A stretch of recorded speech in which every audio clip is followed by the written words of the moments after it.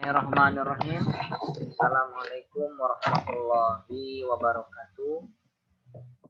Selamat petang, Bapak Ibu yang saya banggakan. Pada kesempatan ini kita akan melanjutkan materi untuk menilai risiko audit dan mengidentifikasi risiko. Bismillahirrahmanirrahim. Raditu billahi rabba wa bil islami dina wa bi Muhammadin nabiyya wa rasula rabbi zidni ilman wa rizqni fahman birahmatika ya arhamar rahimin. Mudah-mudahan dalam keadaan sehat walafiat yang ini. Baik teman-teman, kita akan masuk ke materi terkait dengan menilai resiko. Nah, ibarat seorang pasien datang ke rumah sakit dan ketemu dokter. Maka si dokter akan bertanya, sakit apa? Kalau biasanya di rumah sakit pasti ambil nomor antrian dan seterusnya. Sampai ketemu dokter, lalu dokter bertanya, sakit apa? Sama dengan halnya seorang auditor.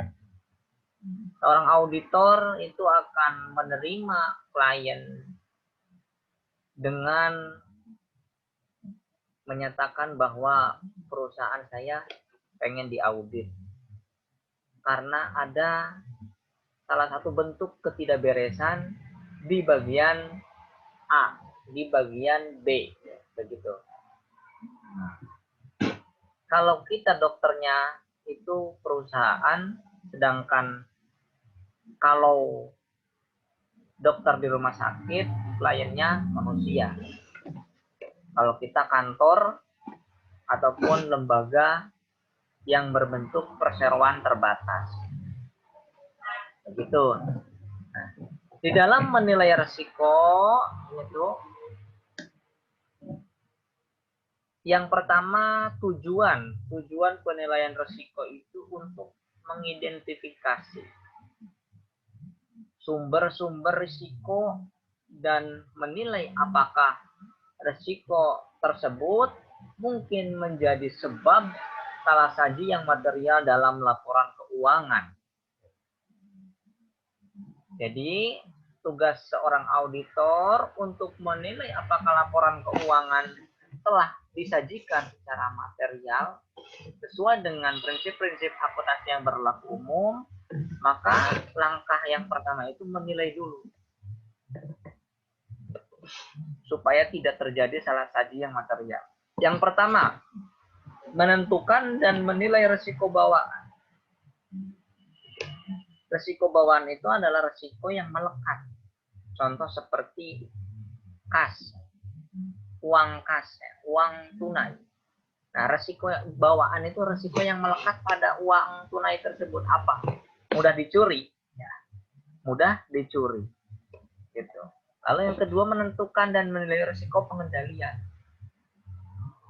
Nah, risiko pengendalian itu bagaimana entitas cara mengendalikan risiko-risiko yang ada di perusahaan. Gitu. Jadi ada namanya risiko pengendalian agar tidak terjadi kecurangan di dalam perusahaan. Itu. Bagian akuntan tidak sama dengan bagian penerimaan kas. Bagian penjualan tidak merangkap dengan bagian pembelian. Bagian penerimaan barang di gudang tidak merangkap dengan bagian penagihan piutang. Nah, itu perlu adanya risiko pengendalian. Nah, lalu yang ketiga, mengkomunikasikan kelemahan dan kekurangan yang ditemukan sebagai hasil pelaksanaan prosedur penilaian risiko. Jadi, ketika seorang auditor melakukan penilaian atas risiko setelah identifikasi, ya, identifikasi. Nah, setelah melakukan identifikasi, maka seorang auditor itu akan mengkomunikasikan hasil dari prosedur penilaian risiko. Oh, ini menilai risiko kesalahan penyajian material.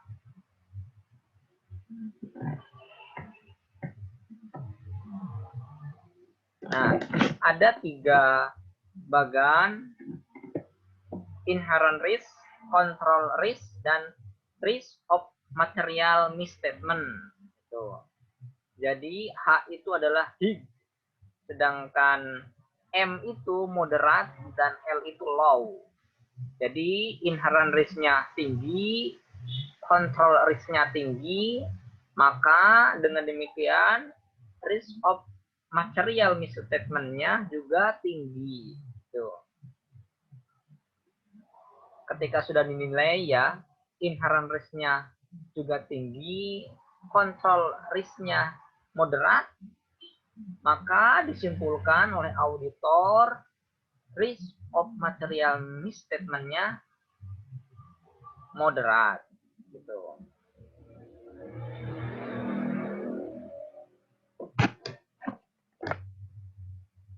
Yuk kita bahas untuk selanjutnya. Nah, untuk mengidentifikasi risiko bawaan, maka ada 2 jenis risiko, ya. Bapak Ibu, yang pertama ada dinamakan risiko bisnis. Nah, lalu yang kedua ada namanya risiko kecurangan. Di dalam kehidupan sehari-hari kita pun akan ditemukan adanya risiko. Pasti orang hidup itu tidak jauh ataupun tidak lepas dari namanya risiko. Apalagi dalam dunia bisnis, maka pasti ada risiko. Kita tidur terlalu lama, ada risiko sakit kepala. Kita berkendara pakai mobil, motor, ada risiko. Risikonya apa? Banyak kendaraan mungkin jatuh, mungkin ada yang nabrak, dan seterusnya. Maka halnya dengan bisnis, tidak lepas dari risiko. Maka dengan demikian tugas kita meminimalisir risiko tersebut atau mencegah risiko tersebut.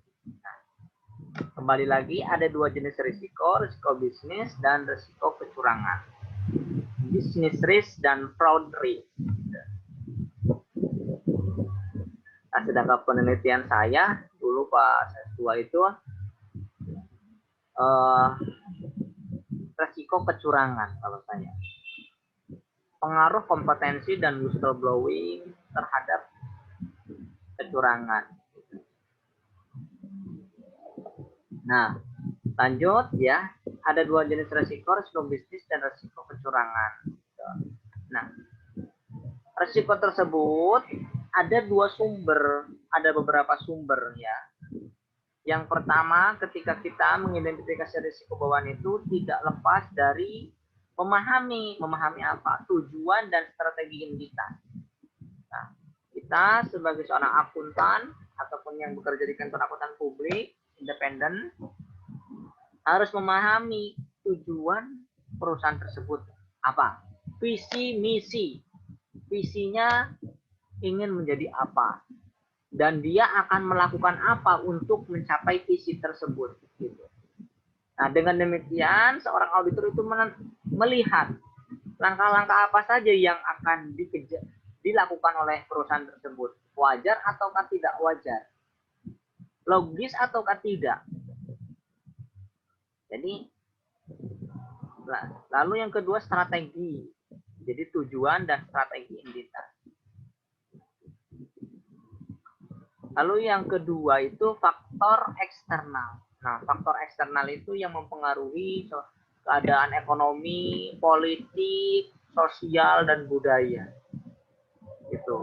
Politik di negara Indonesia pada saat ini faktor eksternal contohnya corona, virus corona. Nah, faktor eksternal virus corona itu akan mempengaruhi tidak terhadap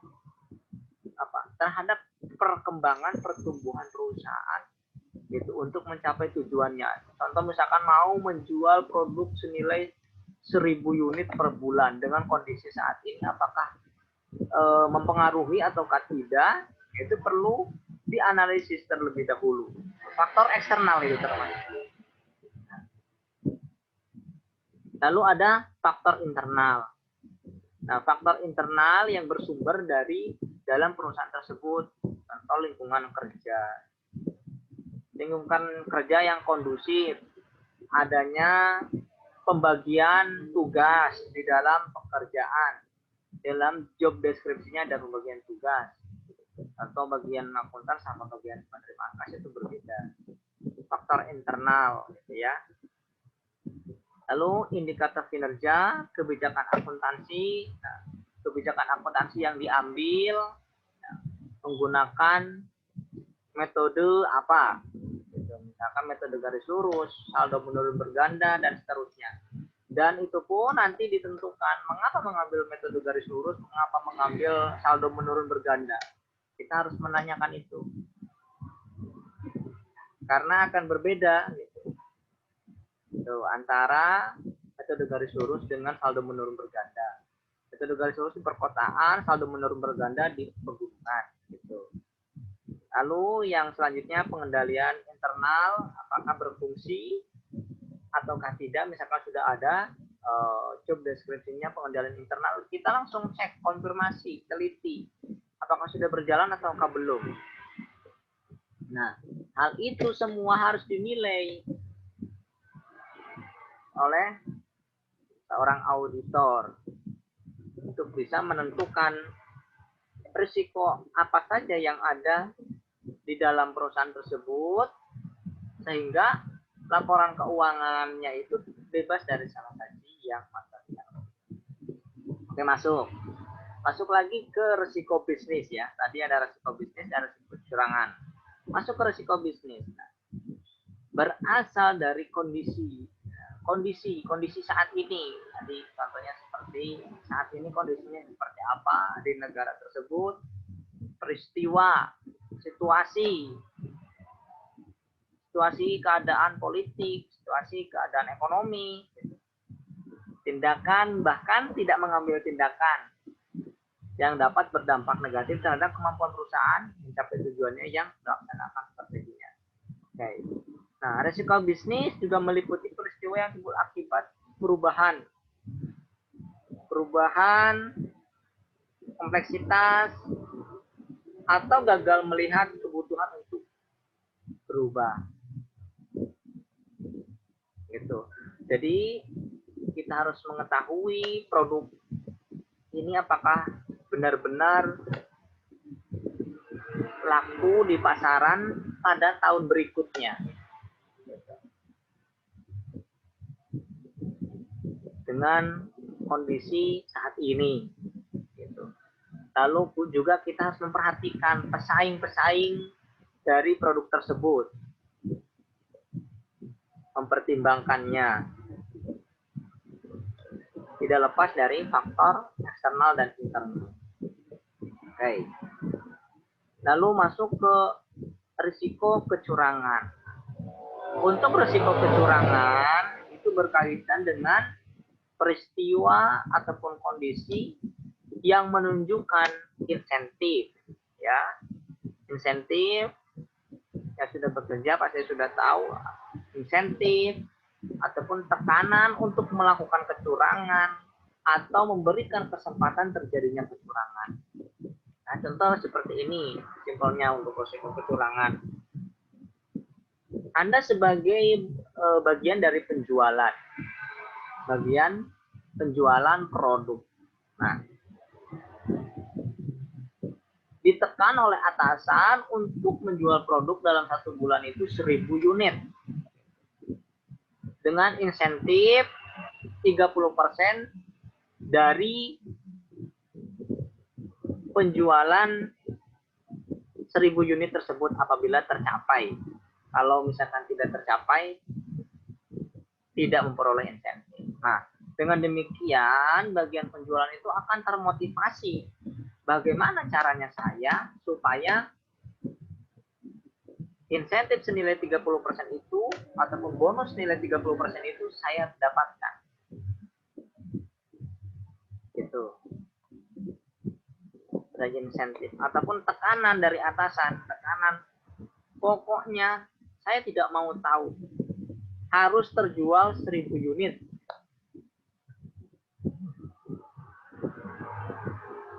Bagaimanapun itu caranya. Karena ada tekanan dari atasan. Atau memberikan kesempatan terjadinya kecurangan. Nah, kalau kesempatan di sini itu berkaitan dengan kurangnya ataupun lemahnya dengan pengendalian internal entitas. Nah, begitu. Pemahaman atas risiko bisnis dan kecurangan meningkatkan probabilitas untuk dapat mengidentifikasi risiko kesalahan penyajian material. Itu Bapak Ibu. Nah, untuk dengan kecurangan barusan itu tidak lepas dari ketiga aspek sini. Ada tekanan, ya. Terjadinya kecurangan ini tidak terlepas dari ketiga aspek teori ini. Segitiga kecurangan. Tekanan, peluang, dan pembenaran. Gitu. Jadi terjadinya kecurangan itu pasti terletak pada ketiga aspek ini. Ketika ada tekanan, juga bisa terjadi kecurangan. Adanya juga peluang, bisa terjadi kecurangan. Dan adanya pembenaran terhadap perilaku yang dilakukannya. Gitu. Jadi, tekanan, peluang, dan pembenaran.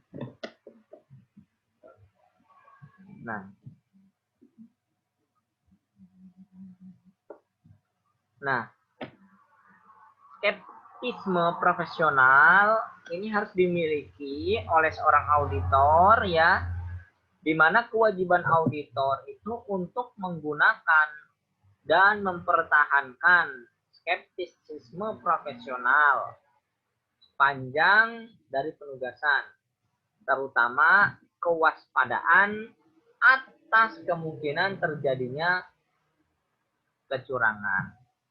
Jadi, tanamkan sifat waspada. Sifat tidak percaya. Waspada. Karena kita akan menganalisis. Jadi harus tanamkan sifat waspada. Nah, mengidentifikasi risiko bawaan itu, yang pertama, kumpulkan informasi dasar tentang entitas. Ya, tadi sudah dibahas di atas. Informasi dasar tentang entitas. Lalu yang kedua, rancang. Kita merencanakan. Lalu setelah merencanakan itu, laksanakan. Dan tidak lepas dari mendokumentasikan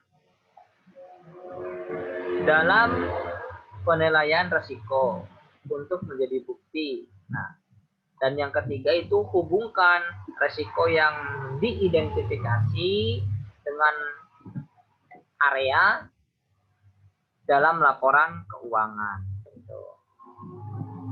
Jadi saling keterkaitan satu sama lain.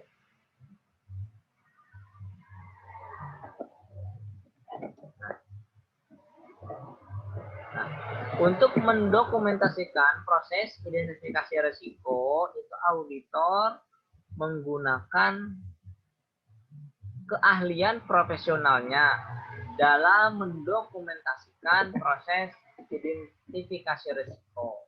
Nah, salah satu pendekatannya ialah dengan mengikuti 3 langkah identifikasi risiko.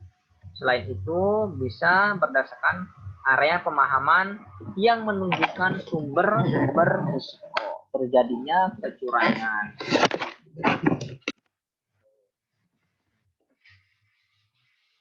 Jadi begitu Bapak Ibu dalam mengidentifikasi ataupun menilai risiko bawaan perusahaan.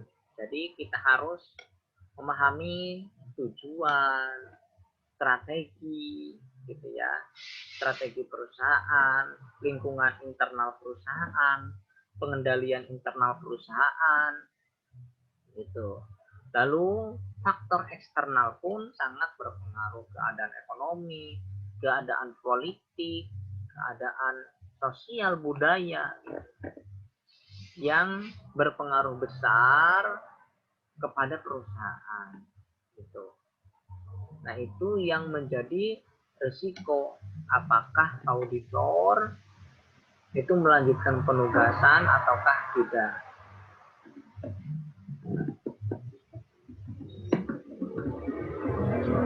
Begitu Ji untuk pertemuan pada tentang ini, dua materi sudah kita singgung, silakan diperdalam. Billahi taufiq wal hidayah, walillahil wa inaya. Wassalamualaikum warahmatullahi wabarakatuh.